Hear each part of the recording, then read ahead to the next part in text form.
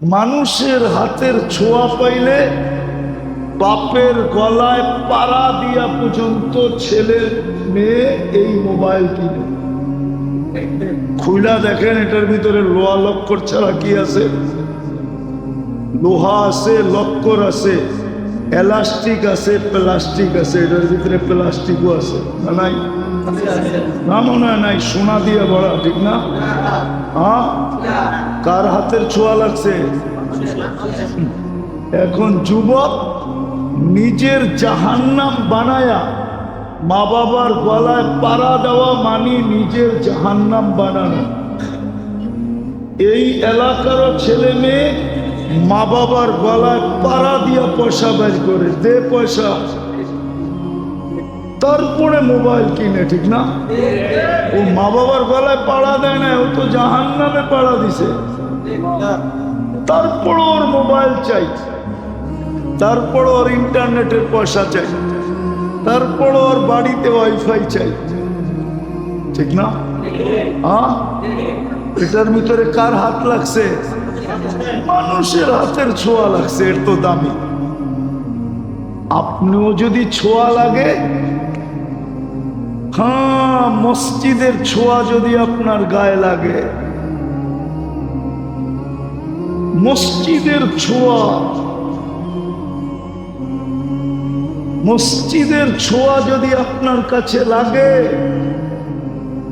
আর এরকম লাগা লাগে যেরকম আল্লাহ আল্লাহ রসুল বলছে, যাকে মসজিদে আসতে অভ্যস্ত দেখো ও ঈমানদার। হাদিসে আছে ও সাক্ষী দাও ও ঈমানদার। আর জান্নাত কার?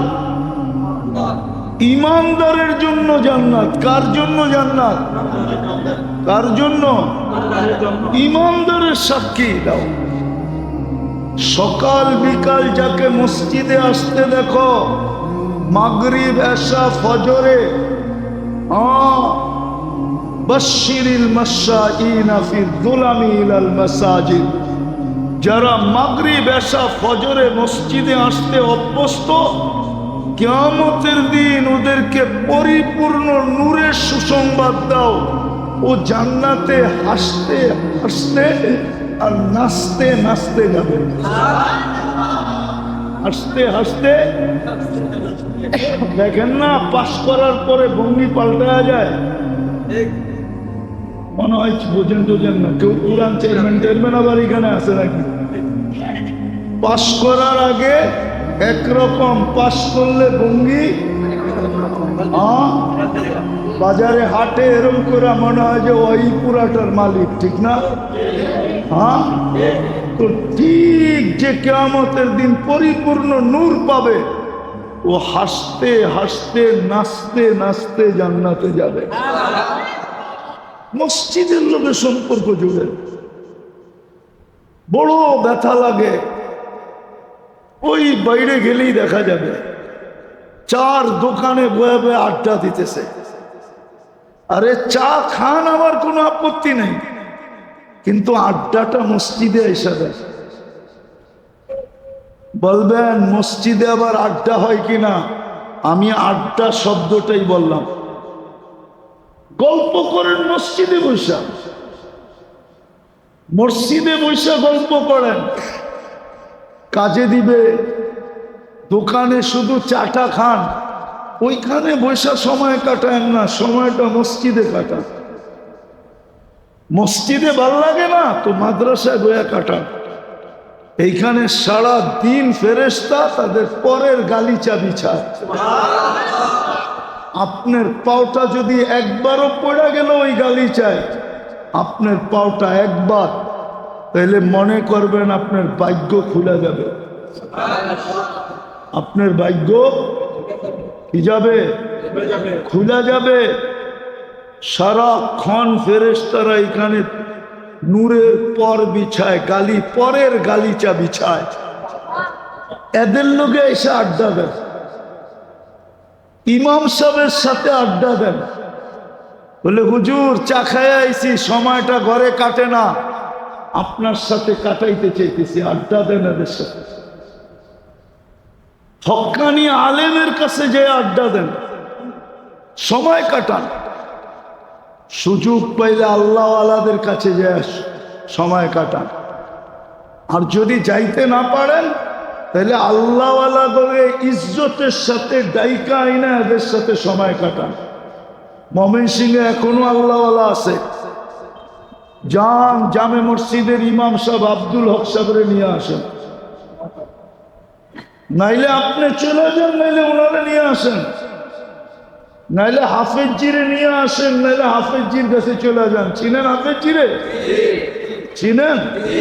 মাখজানের হাফেজজিরে চিনেন?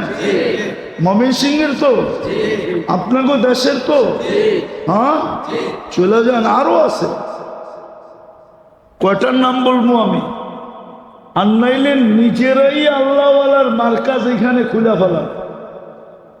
মসজিদ বানাইছেন, মাদ্রাসা বানাইছেন, আল্লাহওয়ালার মার্কাজ একটা এখানে খুলে ফেলেন, যে এইখানেই আল্লাহওয়ালা থাকবে, আল্লাহওয়ালা বনবে।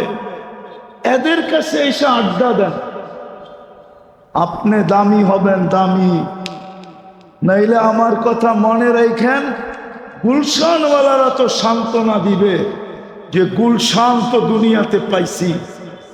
বারিদারা আলা সান্ত্বনা দিবে যে ডিপ্লোমজি জুনে থাকতাম বারিদারা, ওইখানে সব বিদেশি এমবেসি, ডিপ্লোমজি জুন বলে ওটাকে, ওইখানে তো থাকতাম।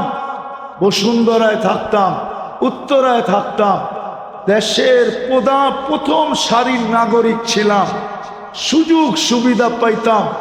আপনি কোন জিনিসটা দিয়ে সান্ত্বনা দিবেন? জান্নাতটা তো আপনার ঘরের কাছে আইনা দিছিল।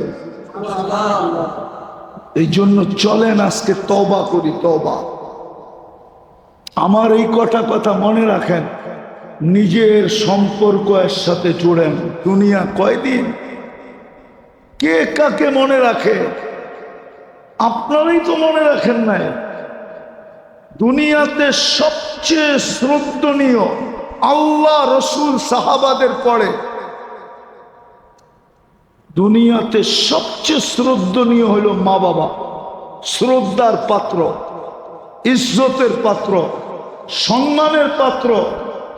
একমাত্র ওসিয়ত আল্লাহ বান্দাকে লেখা দিছেন মা বাবার জন্য, ওয়াসাইনাল ইনসানা বিওয়ালিদাইহি ইহসানা।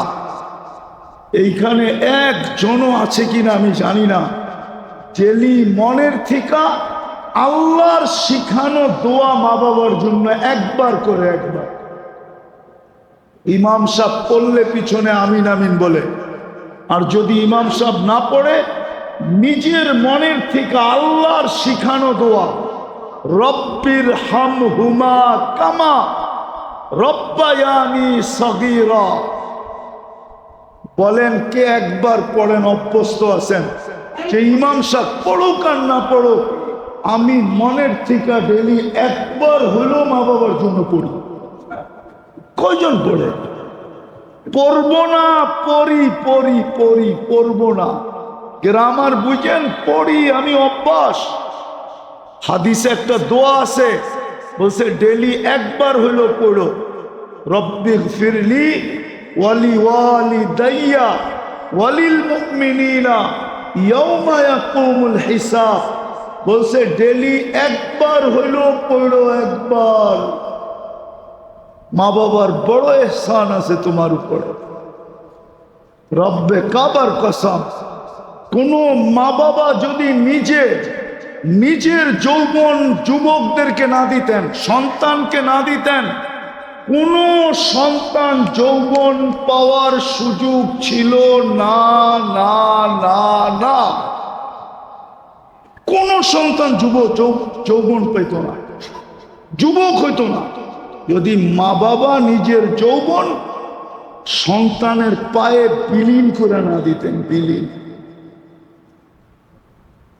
হ্যাঁ, মা বাবা যদি চিরকুমারী থেকে যেত, আপনি কোত্থেকে যৌবন পাইতেন? অস্তিত্বই তো পাইতেন না, যৌবন তো দূরের কথা, ঠিক না? কার বিলীনের পরে আপনার ভিতরে যৌবন আসছে? আমার ভিতরে যৌবন আসছে। কে বিলীন করছে? ওই মা বাবা কি? তো সারাদিনে একবার স্মরণ করি না। এই জন্য আসেন, সত্য এটাই, সত্য এটাই, নিজেকে দামি বানান। আর কত বস্তু দামি হবে? এতটুকু হয়ে সারছে বস্তু দামি যে মানুষ এখন বস্তুর জন্য মরে মারে, এমনকি বস্তুর জন্য ঈমান পর্যন্ত দিয়া দেয়। জানি না বুঝাইতে পারলাম কিনা। করবেন তওবা? কে কে পাক্কা? তাহলে বলে দেন, আল্লাহ অতীত থেকে তওবা করলাম, আপনি মাফ করে দেন। নাম নামান আর এই জায়গাগুলোর সাথে সম্পর্ক গড়েন। সময় এখানে কাটান, কি বাজারে কাটান, কি হাটে কাটান, কি অফিসে কাটান, আর আদালতে কাটান। ওইখানে যতটুক দরকার অতটুক কাটান, বাকিটা এসে মসজিদে কাটান, মাদ্রাসায় কাটান, ইমাম সাহেবের কাছে কাটান, আলেমদের কাছে কাটান, আল্লাহওয়ালাদের কাছে কাটান। ইনশাআল্লাহ একদিন আপনি হীরা হয়ে যাবেন, হীরা। আপনি জানেন না কয়লার ভিতরে গরম কতটুক থাকে? খনিজে থাকে কয়লার, এটার ভিতরে কতটুকু গরম থাকে আপনি জানেন না। ওই গরমের ভিতরে যদি নিজেকে রাখতে পারে পাথর, তাইলে ওইটাই হীরা হয়ে বা হীরা, হীরা হয়ে। হীরা তৈরি হয় কয়লার ভিতরে, কয়লার ভিতরে। কিসের ভিতরে? পাথর কয়লা যাকে বলে, ওটার ভিতরে হিট থাকে, হিট। যদি পাথর ওইখানে নিজেকে রেখা দিতে পারে, তো একদিন দুনিয়ার সবচেয়ে মূল্যবান হীরা হয়ে বাহির হয়। আপনিও যদি এই পরিবেশগুলোতে নিজের সময় কাটাইতে পারেন, তাহলে একদিন আপনি সৃষ্টির ভিতরে সবচেয়ে দামি জান্নাতের মালিক হয়ে দুনিয়া থেকে বাহির হয়ে যাবে। আল্লাহ আমল করার তৌফিক দান করেন। ওয়া মা আলাইনা ইল্লাল বালাগ।